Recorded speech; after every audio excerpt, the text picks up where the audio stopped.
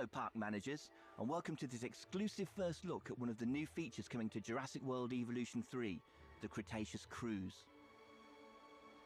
I'm Sandy, a principal designer on the game, and in this demo I'm going to show you how to build this attraction through several enclosures, including the T-Rex. Hopefully everything goes to plan.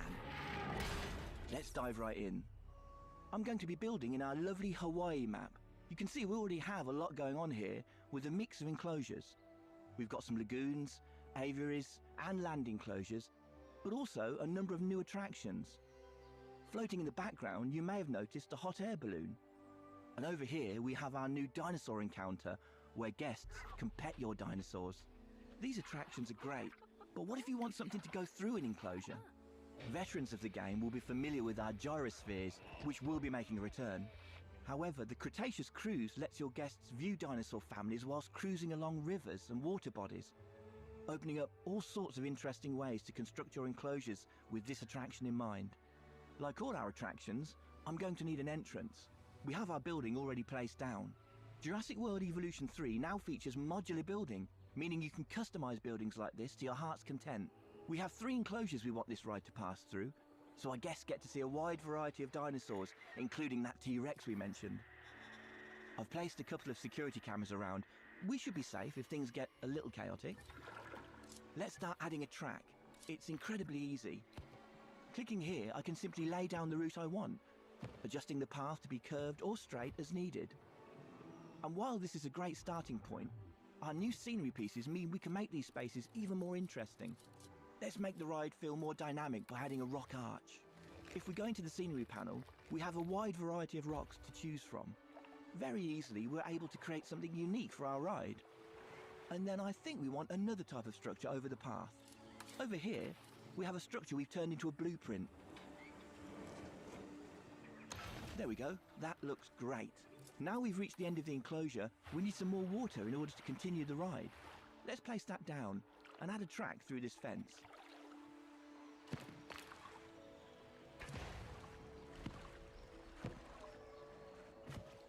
In this new enclosure, you can see that we have these elevated areas of terrain that can act as natural barriers to keep dinosaurs separated. You no longer need to rely purely on fences to house your dinosaurs.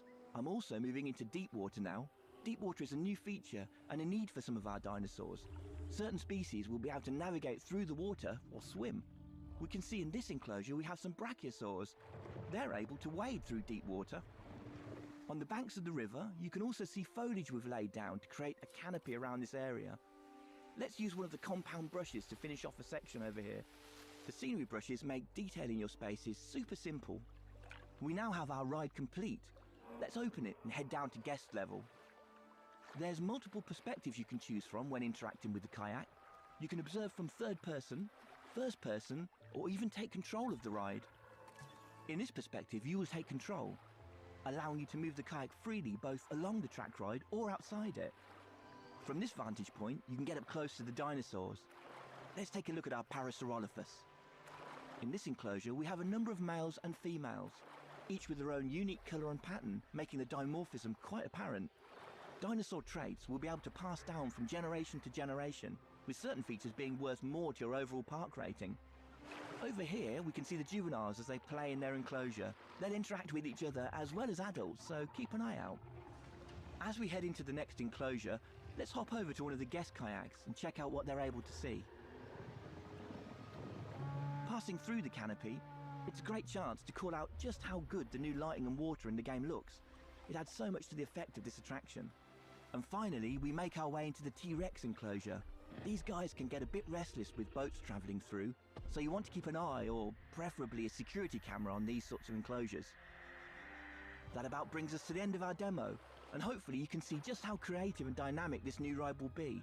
There's so many ways to integrate it into your parks. I'm very excited to see what players will do with it when the game launches on October 21st.